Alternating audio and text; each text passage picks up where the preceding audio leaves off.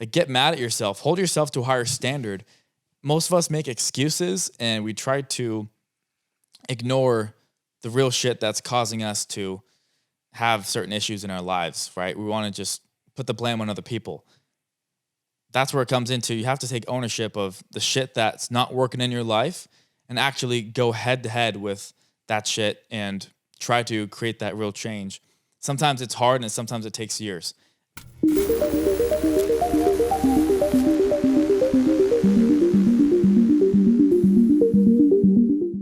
Welcome, everybody. Welcome back to the Creative Hills Podcast. We're here in LA in the former Hype House out here with our special guest for the day, Ken Conklin. Founder of Gravel Castle. Howdy ho. Founder of Gravel Castle. Now, it's interesting being in this place. Like, you gave me a little tour earlier today, and there's so much space and so many things going on. And right now, there just happened to be nobody in here, but I can't even imagine what it's like when this house is full of people, random people, and I could see things getting really hectic out of nowhere. How's the experience been for you here? Yeah, so Danny Fitzgerald built all these houses. This one, the one next door, and then the one after that, which Tana Mojo lives in right now. I don't even know if I pronounced her last name correctly. Monjiao, something like that. Yeah. No, it's funny. I moved into the house next door back in 2018. Just me and a couple entrepreneur buddies of mine. And then I got connected with the homeowner, Danny Fitzgerald, who built all these properties back in 2010. And then, I got connected with him, started working with him on a bunch of different marketing stuff for his company.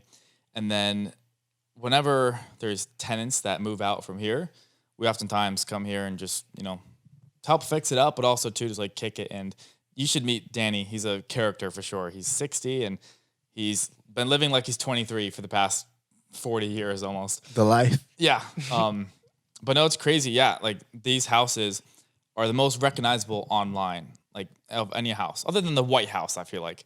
Because if you think about, like, I don't know what house Kim Kardashian or Drake or any of these people live in. I know Drake has a big house. I'm not familiar with it, but like Hype House, FaZe Clan, Justin Bieber lived here before too. Even The Weeknd lived not in this house, but I think in the house that's a couple houses up that Danny also owns. And it's crazy. This street, Weed Lake, like, there's been so many people that have been huge online that have moved here, and it has a power that enables people to, get some quick attention. And I'll talk about what kind of my past 2 months being here has been like, because I started posting these like silly TikTok videos being like, hey, I snuck into the Hype House. Just, for fun, nothing with like any intention. And then all of a sudden I got a bunch of traffic and a bunch of people were hitting me up. And then I had this idea of, like, what if I actually got together a group of people to do possibly a house with some influencers? And I'm going to get into the craziness that kind of started to occur from just an idea that I spoke about to a few people. It's crazy. Hollywood, LA, and like just the social media world, period, but especially Hollywood, it's like high school. A bunch of people will start creating drama or like, saying things. Like, the other day, someone said like, oh, so you're doing a reality TV show. I'm like, what are you talking about? No, I heard from this influencer that he spoke to you that you guys are doing a reality TV show. And I'm like, first off, I don't even know who that is. So I did not speak to them. And no, I'm not doing a reality TV show. It's just so crazy how like word gets out about certain things that may not even be like accurate. And so like I've had so many people asking me so many questions like, oh, you're doing this. I'm like, no, I'm not. But that sounds cool though.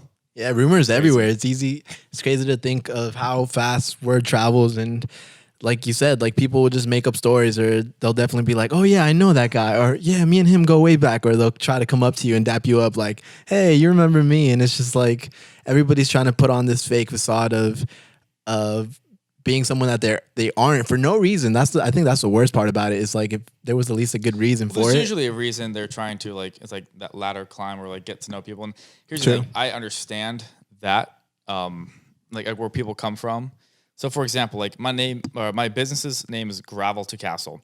Essentially what we are is a belief system and daily game of human optimization that's designed for businessmen by businessmen. What that means is over the past 5 years, I've worked with a lot of business owners, mostly for the marketing space. I was selling services to, do advertising and whatnot for them.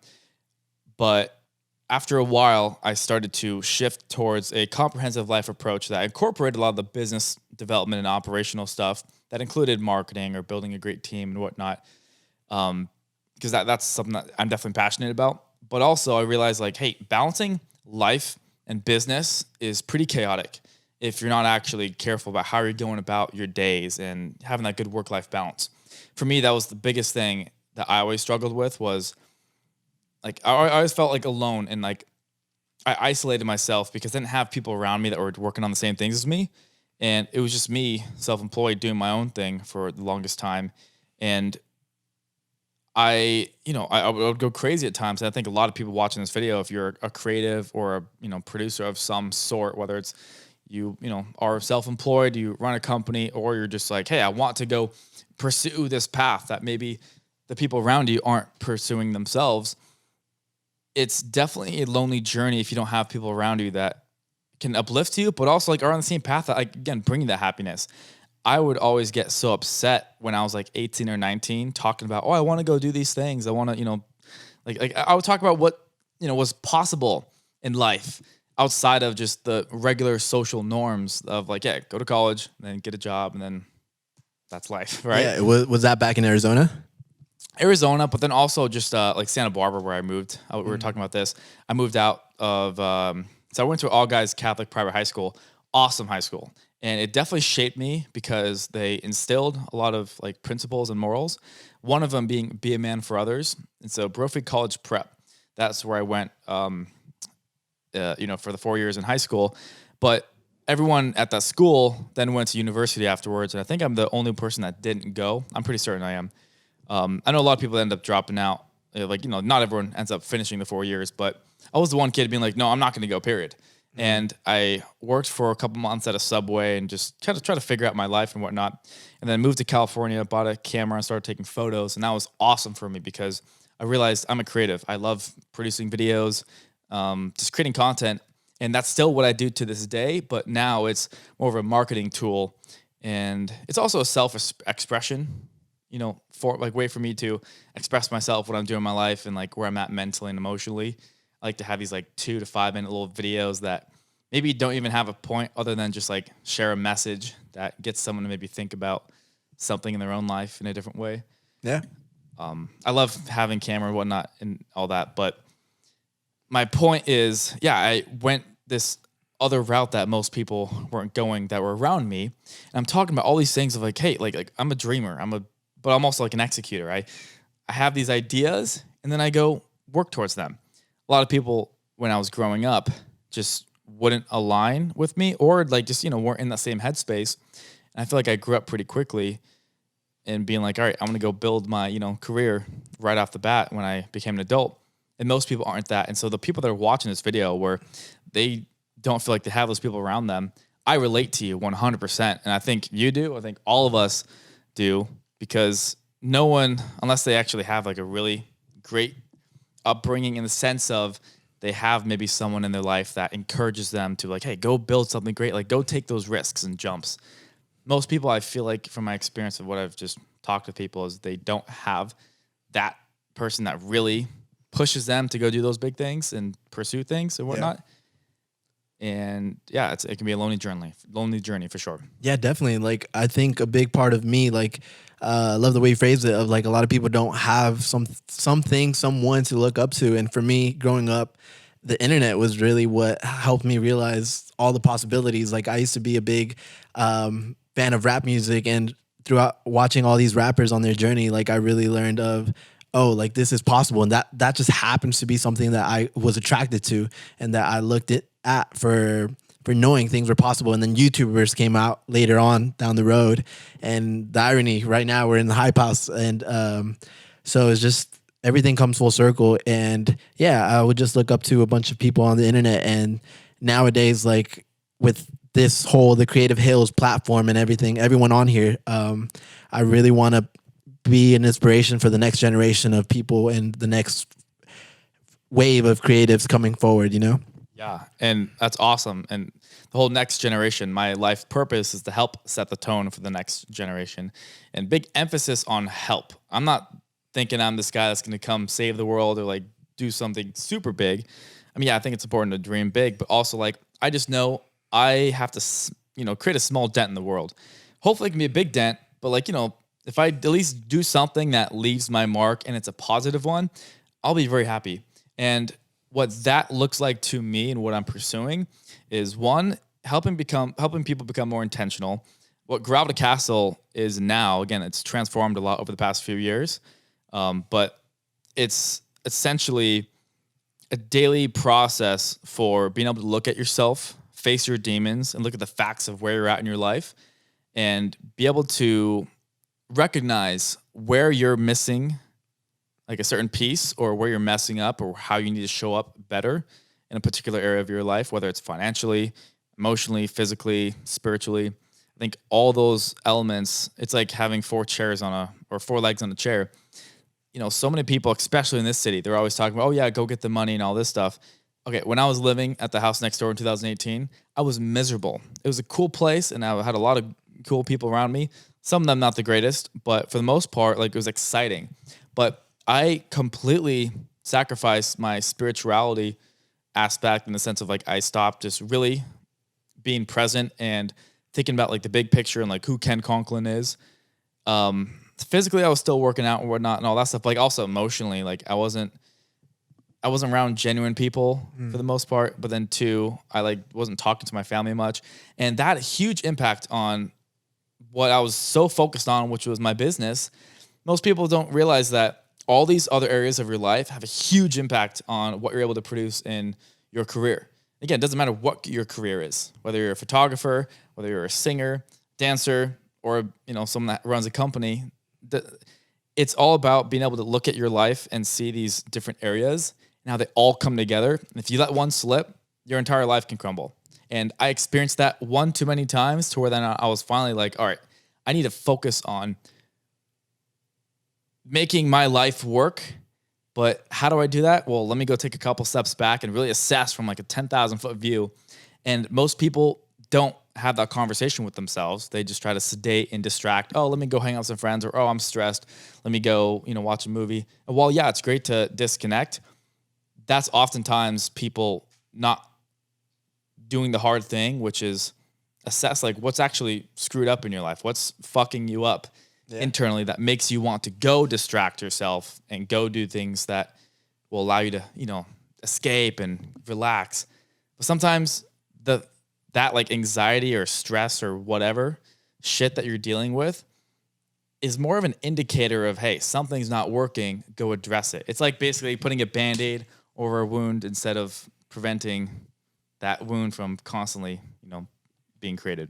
So your experience out here in LA, what has that been like? Can you share a few stories of just random Oh my God. Yeah. hecticness? So it's funny. I want to first share that I moved to Los Angeles. One, because like my intention right now is to create an audience on YouTube that I can create, have a real demand for these 10-minute videos that I'm able to share my life experiences with through, but then also like say business content. That stuff that's like, hey, here's something that I was working on with a client that maybe really got screwed up, and here's the lesson I learned from it. Or like, hey, here's something that I do when, going about, creating a team on my end, or, working with another company and doing X, Y, Z, be able to actually share educational content.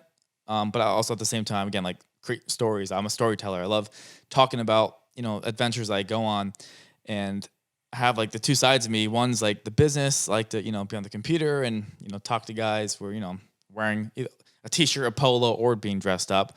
There's also the other side of me where I want to be covered in dirt, crawling through, some intense, like boot camp type stuff, with like 10 guys getting dirty and just, manly stuff. I love both of those elements. That's why I love what Gravel Castle is all about. Is our whole primary business model is, again, taking businessmen, so guys who are in that position where they're leaders and they're whether, again, some people are self-employed and they don't have a big team, but they still, have to show up and produce for their family. So there's still people that rely on them, which, makes them a leader. They have to step up to the plate. Or there's people that run big companies and, little decisions that they make deeply impact the lives of many other people. And so I'm all about having those men go through the experience of really seeing where they need to start again stepping up, but also too like letting go of the baggage that maybe they're holding on to and that's really weighing them down from either moving period or moving at the speed that they want to move at. And so this right here, this is our company Playbook. I spent the past, I say 9 months working on this, in the past like 6 months, really just going really hard, like cutting out all distractions from my life, all leisure, and just putting together all the lessons I've learned business wise, but then also just life wise. And there's different protocols and different things I have people do through our entry point, which is this Gravel to Castle challenge. It's basically the introduction for someone to realize like, hey, do I actually align with what Gravel to Castle is all about? We're not for most people. We're very disciplined and like in terms of aggressive of our approach for getting someone to, face their shit. Some people, it's too intense for them and they want to just like, have more of a calm approach. I'm all about like, no, let's go put myself through the ringer and get chewed up, but come out alive, feeling stronger and learning something about myself that I didn't know before. Some people don't like that intense transformation or at least a process in life. Yeah, I saw the clip of you that you have on your Instagram. This, I think it was like a 50-year-old man that he said that he was blindfolded and then just had to kind of run around or follow your voice. How'd that come about? So that was Patrick. That was great because that was I really pushed it with him for sure. But this was kind of like that transition period where I'm like, all right, now I have these exercises that I've been doing for quite some time. In the past, let's see, what is it? February of 2021. I'd say for the past 9 months, like I was going through this time period where, and this is where everyone can kind of relate to this, I think. When you go through a breakup or you lose a loved one or whatnot, that's what kind of shakes you out of your apathy and gets you to start looking at your life and realizing, oh, like something's not working. I need to go, change something. That's when, and I literally have this laid out in this book, something triggers that emotion or like realization for you. And then something makes you like you have a decision to make of, hey, I'm actually going to change and become this new version of me, or at least this different version of me, or am I going to stay the same person that I've been for so long? And so you guys probably can't see this, but I had this whole entire like process laid out. It's the first page of our playbook that kind of shows that ascension journey that someone goes through, that personal journey of becoming that new version of them and getting weaponized with that, ability to have full conviction and power in your path and where you're going in your life. It starts with that awareness. And so what I am doing is I'm creating these retreats and boot camps for these men to go through to get their ass kicked and, get physically beaten down, not by someone else, but, have them do this very physically demanding, like go through this very like long process that's going to wear them down physically and then emotionally get them being like, being sleep deprived, being hungry, working out all day, and then having to do shit. We're like, oh my God, I can't be doing this right now. But like, and it's inspired from like watching Hell Week videos and just different things that like people go through in the military. The way that the instructors or, the people that are the heads, like the people in charge of those things, they always describe how it's all about getting them to a point where they have to really tap into who they are inside. That's what I'm going to be doing with our Gravel to Castle retreats, getting these guys to finally get to a point where now they have to really find out, like, what is my why? Why am I actually going to push through this hard stuff? And then that experience that they have is what's going to relate to the real world of, hey, when something's really not working out in their marriage or things aren't working out with, their children in the sense of like, they're not, like whatever the thing is that they need to focus on in their personal life or in their business. Maybe they're getting audited by the IRS and like, that's just like real stuff. It's not about like making mistakes. Just like shit happens, right? That is stressful, or maybe you can't meet payroll or whatever the hell it is that someone would deal with running a company. Be able to equip these men with the ability to have shit be thrown at them and not be phased. That's what I want for myself. I'm not fully there, but I think I'm pretty far along on my journey to getting there. But that I also want to be able to provide for other people. And one of the things that I do every single day, or at least a couple of them. I have these daily protocols. One of them is called setting the tone. And what this consists of is me first reading a daily affirmation, which is basically just me reading out loud how I want to show up. And it's basically like, I, Ken Conklin, I'm a very intentional man in every aspect of my life. I've memorized a handful of it. It's like 4 paragraphs, but I read this every single day. I don't check my phone. I don't do anything until I read this and I pray. And then I have my morning shake just to get some quick calories in me. And then I take a cold shower. And this daily discipline of being able to hop in the shower, turn it on freezing cold, not even be affected by it, don't be phased, and intentionally forcing myself to not be reactive and do the thing that sucks, but I know is good for me. That's had a profound impact on myself and how I show up throughout my day. That is just a small exercise that anyone can do. But imagine when you have a bunch of, say, a group of 10 people that are going through hell with you, that you're going through these intense exercises that not only allow you to bond with other people that have gone through hell and back with you, but then two, you've done the hardest thing in your life, and now you're able to come out of it going, wow, like, I can't believe I just did this shit that I know for a fact most people would have given up on. If I can provide that to people, I think that's going to have a huge dent. That's going to align with my purpose, right? Creating a dent in the world. This is how I plan on doing it.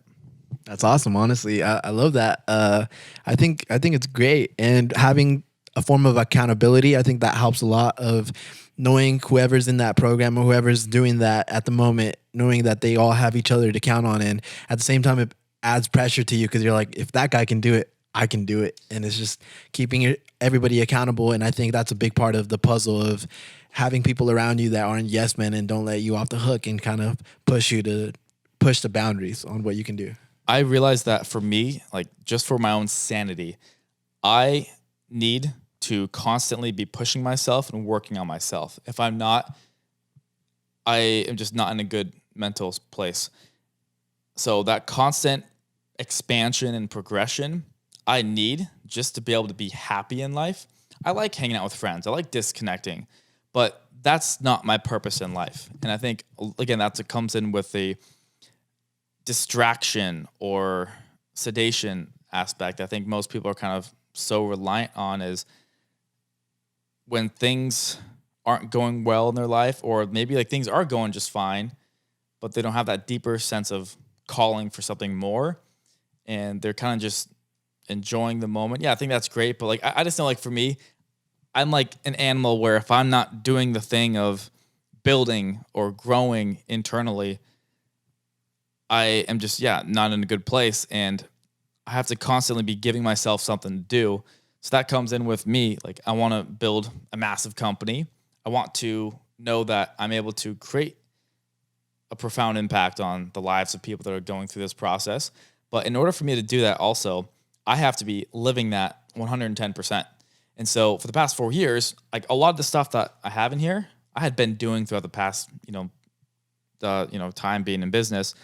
But now I realized, all right, I need to be doing this stuff on a day-to-day basis at the extreme, because if I'm going to have someone do it at 20%, I better be doing it at least 30 and 40%. But it's become so routine for me now to where I feel like I'm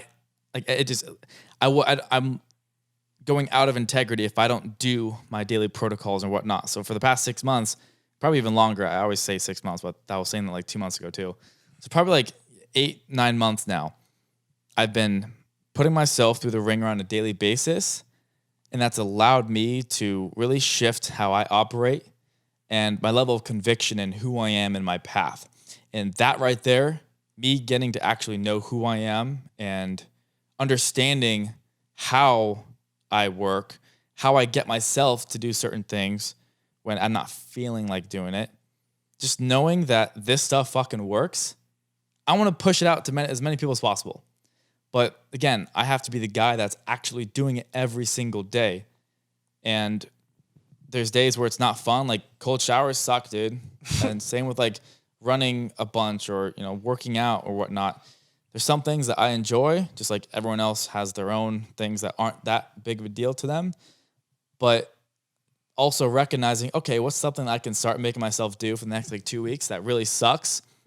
it's not about doing something that is uncomfortable for other people, but you just are good at it. Yeah. It's about constantly getting yourself to do shit that you know you don't want to do, but is gonna have some sort of benefit in the end. Building that discipline. Yeah.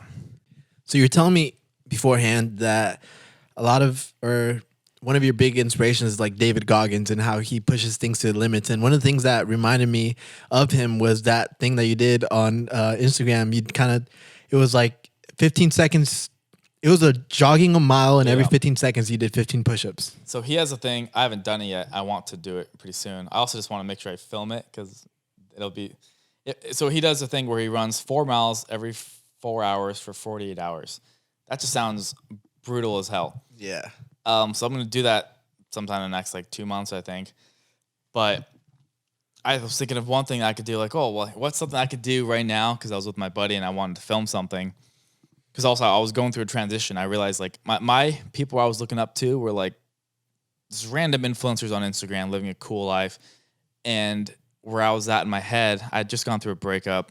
And I finally, again, like that was something that woke me up, is I'm tired of being in this small bubble, not just environment wise, but like in my own mind of what my life is. I wanted to start having new inspirations and also like role models. And I realized people like David Goggins or Jocko Willink, these are men who I really respect and think are great leaders who aren't promoting anything about living a fancy life or like go get the money or anything. They're talking about principles of, hey, have discipline or work harder or do hard shit. That's what David Goggins is. Yeah. And so mine, I realized, okay, like being intentional, that's like my phrase that I want to own and really master. But then also too, like being clear on what one's values and morals are. So that's actually what I spent some time putting together. And I of the past 5 years, I've had a notepad with a bunch of just different life lessons and quotes and whatnot I've come across. And I spent some time putting together our core values like Gravel to Castle. That, doesn't mean everyone has to live by these, but it at least allows me to, when I meet people or they want to go through our programs or even just like people that want my day-to-day life, I've realized I want people that live by the same values as me and have the same, objectives that they're trying to accomplish in life. So I'll read them real quick. One is be ruthlessly committed to doing the work. The more you do, the less you wait, which is actually from Mac Miller. Rest in peace. I got that from the Good AM album. Okay. Back in 2015, I was going through hell in my life. It's just like very emotional time period for me. And that Good AM album helped me. That's actually where Gravel to Castle came from too. The name, the song When in Rome on that album, there's a lyric that goes, came up from the gravel to the motherfucking castle. That always stuck with me. And I love hype songs, that just gets me pumped up. And so that was kind of like also tribute to Mac Miller because, again, he helped me get through this very hard time period back in 2015. And so there's me kind of giving that acknowledgement to him. But your lies are your destruction and your truth is your liberation. Associate yourself with powerful men who help you rise. Your best life begins once you become a man of high morality. Reprogram your mental framework to operate with strict intention. Share your discoveries with the world. Make your resistance your revolution. Stop rereading chapters 1, 2, and 3, for it's time to write 4, 5, and 6.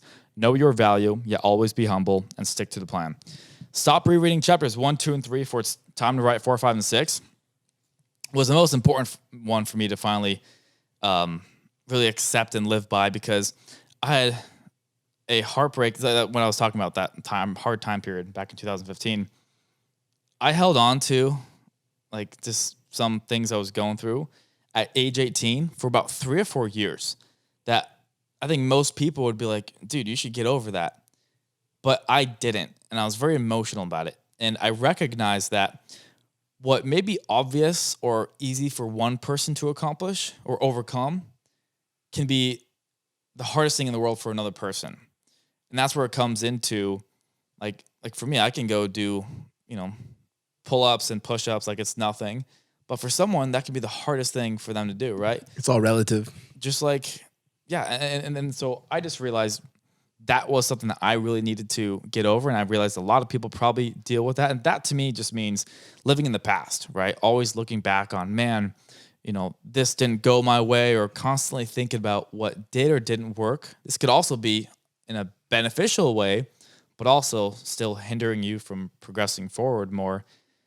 in being like, oh man, the glory days. I remember having like, this success, or man, college was so much fun. But then now you're 30 going, man, if I could just go back and enjoy those days, whether it's looking back with regret or looking back and, reminiscing too much, it's important to be present, but also live in the future in the sense of looking forward to what's coming, enjoying today, but looking forward to a better tomorrow than what you had yesterday. That's something that I had to finally get over for the longest time. But then also sticking to the plan, that principle is, I think, is something that most people really need to assess in their own life of how committed are they to what they say they're committed to. For me, I've had the same business for the past 5 years. Now we've pivoted a bunch. I've had different offers. I was mostly doing the marketing back then when I first started back in 2016. Now it's working with specifically businessmen. And like, again, all this can be applied for anyone. It doesn't matter what your background is, what your gender is. I'm all about like preaching a good message to everyone. I just know that I like niching down to a specific group of people that I identify with most and I know go through the same struggles as me. Like, I know most women are going to want to go get dirty and, in the mud, or like go do some like intense, stuff with a guy yelling at them and going in cold water. Like, we're open to anyone experiencing that for sure.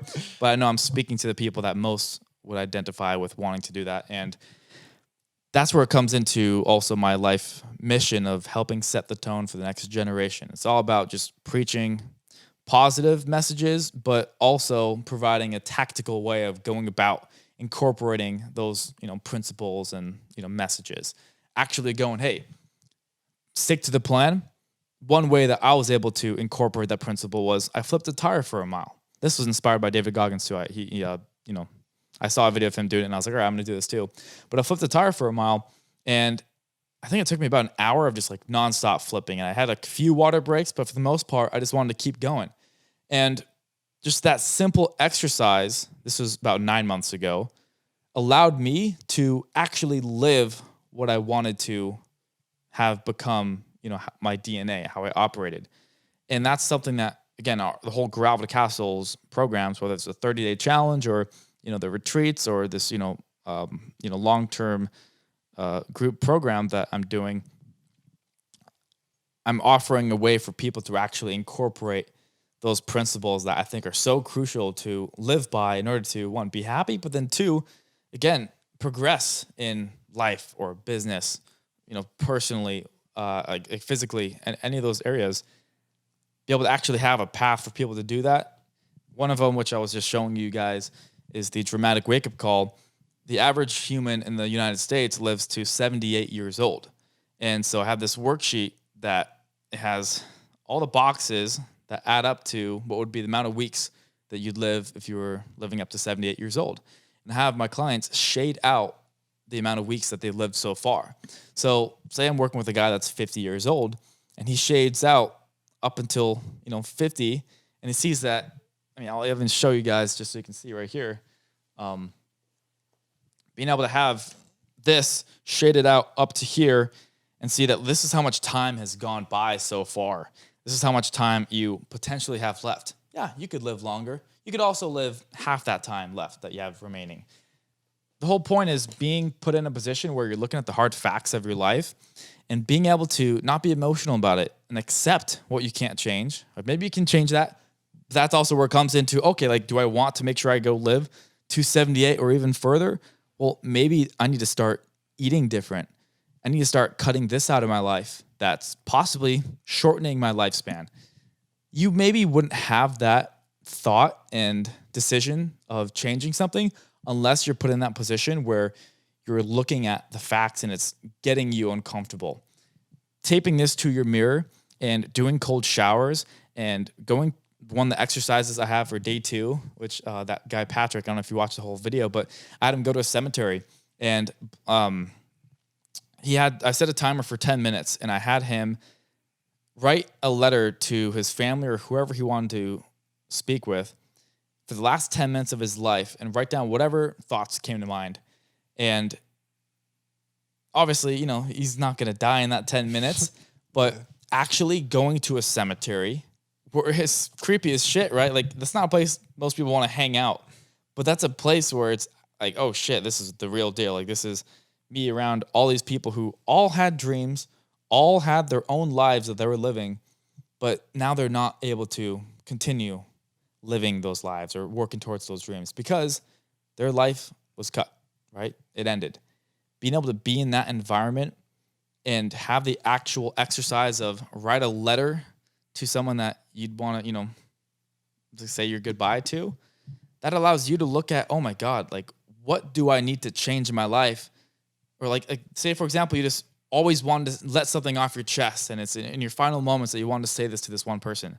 Why are you waiting till you're potentially going to die to say that thing that you really want to share with that person? Go say it now. I just want to be able to have people be reminded on a daily basis of the things that they really care about or that they want to do in their life.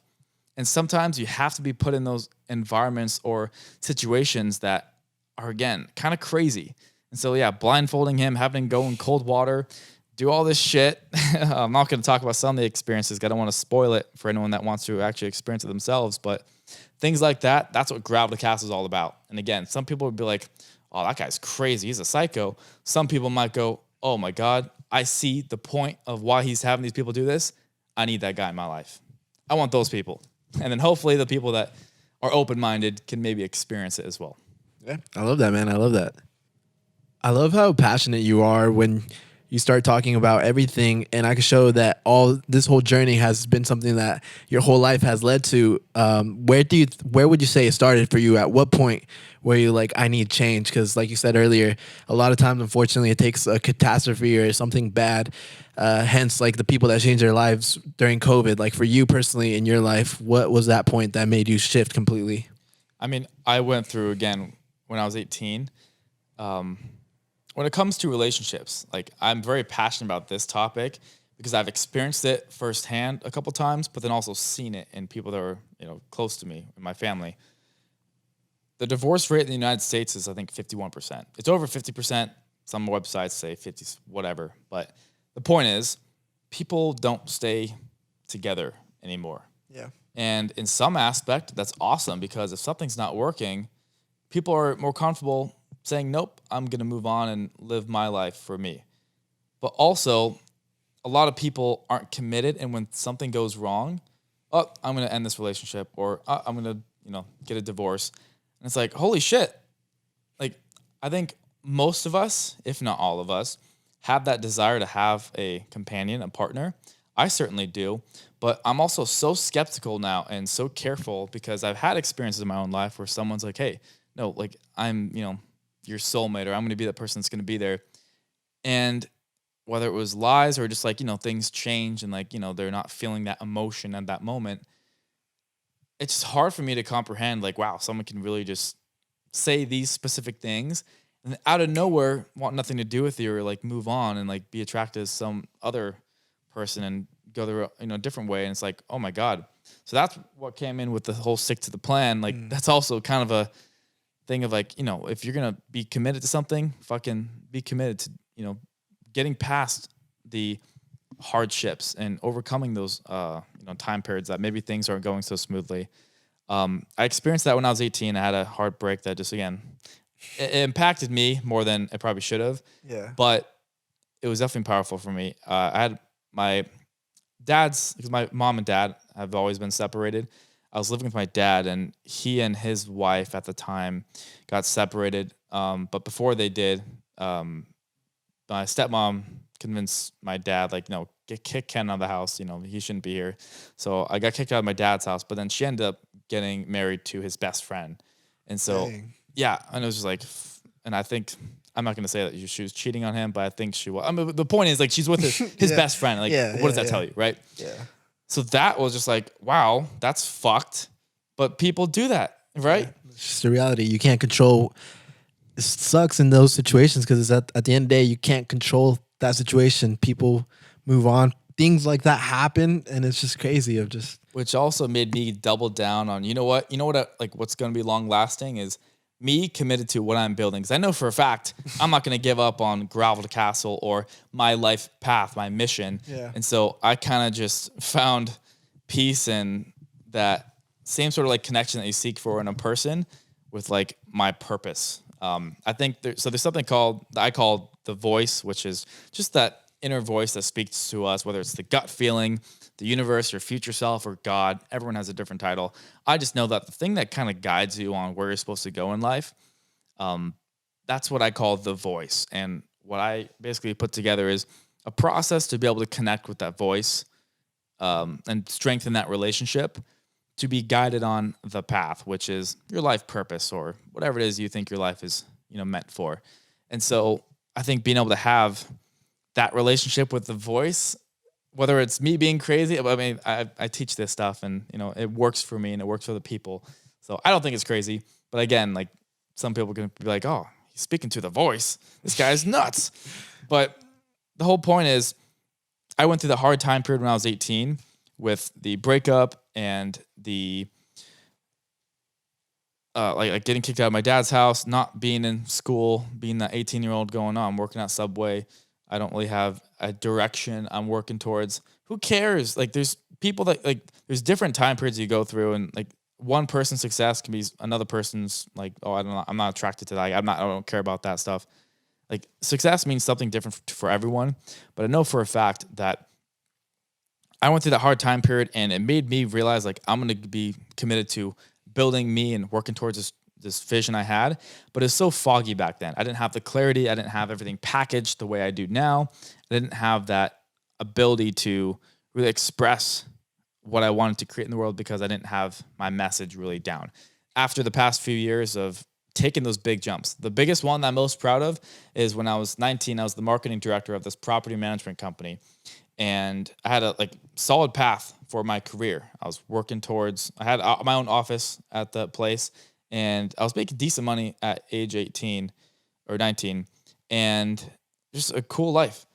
But then all of a sudden I threw it away by just booking a one-way ticket to Hawaii and sent my employer a message of, hey, I won't be able to show up on Monday because I moved to Hawaii, like randomly. But it was me going, you know what? This voice is telling me go take a jump. I didn't know what that jump was, but I decided, hey, I'm going to go pick Hawaii. And I didn't know anything about Hawaii. I didn't have anyone out there. I just packed 2 bags. I still had a 7-month lease that I had to pay for. It was, I think, $875 a month. While I was, giving up the way I was making money at that time, and I had, an actual job and bills I had to pay. And I was even taking some classes. I took a couple marketing classes, not necessarily for a degree, but just some classes at the City College in Santa Barbara. So I had a month left of that semester, and I just jumped and was like, all right, I'm going full entrepreneurship mode. I'm going to go start a business and figure it out. That was the most intense moment, or not intense, but the moment that I'm most proud of, because that was me just listening to that voice and jumping.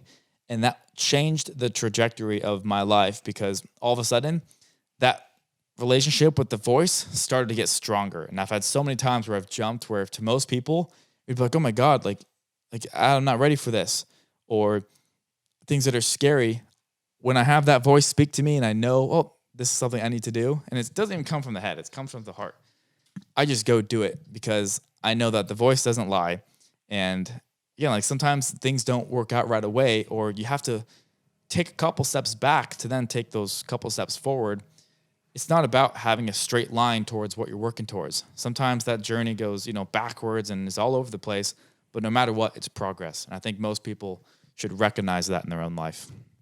Something that most people are afraid to face are, their demons and the darkness that a lot of people are kind of stuck in their life. For me, I finally got to a point where I started to find peace in going to war with myself and facing that dark shit that I always had to go through. When it comes to like loneliness and isolation and just I guess just feeling alone. That was basically the theme of my life in the past few years. And I always tried to escape from that. But now I own it, because now I've finally gotten comfortable being alone with myself. Most people aren't able to do that. Most people need to be around other people. Most people need those distractions. Like cell phones are terrible for human life. True. And the way that it's impacted how we operate, our thought process, and also goals and intentions. Like most of us, myself included back then, not now. I recognize this now, and I have little moments where I'm attracted. Like for example, the ego, right? We all want to like look cool online, or we want to like showcase something. We all get stuck in living for other people on social media, and that's why it's just fucked human life on a grand scale. And I try my best to not be on my phone as much as possible because I've recognized how anxious it would make me or depressed it would make me. But also, again, living for other people, I realized like this book, like this is what I want to create and have be my life purpose. What this ends up becoming and the dent and the ability to guide people, that's what I need to be doing on a day-to-day basis. Not making, like certain videos or whatnot. I enjoy making videos and telling stories, but I know that progress gets made with me being alone and doing the shit that I need to be doing, which is facing my demons and really working on myself and doing that hard shit, going to war with myself. Most people are afraid to do that. And I challenge them to look at themselves in the mirror, get naked, see how they look. And if they don't like it, cool. Yeah, some things we can't change, right? But for the most part, if you think, I got a bit of a belly, or you want to get some bigger shoulders, or, you want to lose some weight, or like whatever, like there's things most of us can do to work on ourselves. We live in a society where I think it's important to, be positive and everything. But I mean, David Goggins, for example, he's always talking about like, do that hard shit and get mad at yourself. I relate to that. And like, that's my whole message too, is like, get mad at yourself, hold yourself to a higher standard. Most of us make excuses and we try to ignore the real shit that's causing us to have certain issues in our lives, right? We want to just put the blame on other people. That's where it comes into, you have to take ownership of the shit that's not working in your life and actually go head to head with that shit and try to create that real change. Sometimes it's hard and sometimes it takes years. That whole principle, the core value of stop rereading chapters 1, 2, and 3 for it's time to write 4, 5, and 6. I had to go to war with myself for the past 2 years of finally recognizing that I was living in the past and finally be able to look forward and let go of anything that was good or bad in the past, be able to look back and, gain insight and understand certain lessons that certain experiences taught me, but no longer look back at it and be so emotionally attached to it. Most of us are. I for certainly was, massively. And I had to get to a point where on daily, practice of just really trying to work on like, what do I actually want for the future? Writing things down and having a notebook that shares my actual vision that I'm writing down, and I'm able to read and actually look back on, weeks on end of like, hey, this is where I was at, 3 weeks ago, and this is where I'm at now. I can see the actual progress. That's important. And I think I kind of just drifted off a little bit. No, yeah, I think that's great. Like, it's true that a lot of times we get stuck in the thought of our old identity, and it's hard to release that identity. So a lot of times, if we used to be a bad person, if we used to be overweight, if we used to be someone that's financially irresponsible, like we get used to these ideas and we're like, oh, that's always going to be me, or that's just the way I am. And I think until the moment we really get critical with ourselves and start saying, yes, that was me, but it doesn't have to still be me. Like I can overcome anything. And at the end of the day, it's all a mental game of what your thoughts are eventually what lead to your reality. So unless you have the ability to know that something can happen, it's most likely not going to happen. And I like the phrase of whether you believe is true or not, like whether you believe something is real or not, or true or not, whatever you believe is the reality of it. So Gravel to Castle represents the constant journey to becoming something better. And it's important to recognize that once you hit that new standard that you had set for yourself, and now that becomes your norm, which once was a stretch goal, but now it's your standard and like norm, you finally realize that, okay, now I need to actually raise that bar. I need to constantly set the bar higher to become that next version of myself. So it's that constant process of being reborn into that next version of you. Yeah. And, some people can be like, oh, I used to be, this, or I screwed up in this way, or I was very bad with finances back then. A lot of us hold on to those identities, and it's important to let those things go.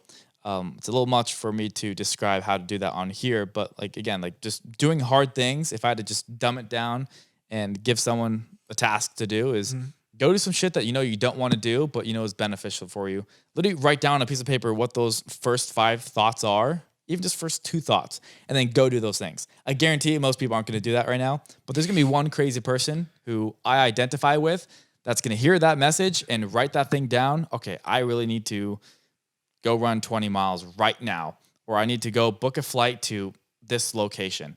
I need to send this text message to this person that I really don't want to talk to, but I finally need to say this. We all have that thing that we know deep down that we need to do, which is the voice talking to us. But most of us disrespect the voice by not acknowledging it or doing what it's trying to get us to do. And again, that voice can be your gut feeling, God, your future self, the universe, whatever you want to call it. But it comes down to something is always guiding us, but most of us ignore that guidance, which is why our lives don't work. I've noticed that when I finally listen to that voice and I allow that thing that's guiding me to actually help me move forward because I'm listening to what it's telling me, my life seems to improve. I think most people can start with that. I love that, man. Thank you for sharing all these gems. Honestly, you've shared a lot of gems today. I really appreciate that. I'm sure everybody watching really appreciates that. For everybody watching right now, where can everybody go follow you, man? So THE, because I realize sometimes when I say the Ken Conklin or they always think it's V. But yeah, the Ken Conklin or Gravel to Castle. All social media, our website, graveltocastle.com. YouTube is where if you want to watch full content like this of talking about this stuff, I'd love to have you share your story on our end too. Yeah, that would be great. Yeah. I'd love for people to, join that movement of wanting to become a better leader in our society and create that dent. Yeah, tune in, guys. And yeah, for everybody watching, thank you guys for sticking around. If you guys like this, make sure you guys like and subscribe, and also go follow Ken and everything he does in the future from here on out. Boom. See you guys. Take care. Right on.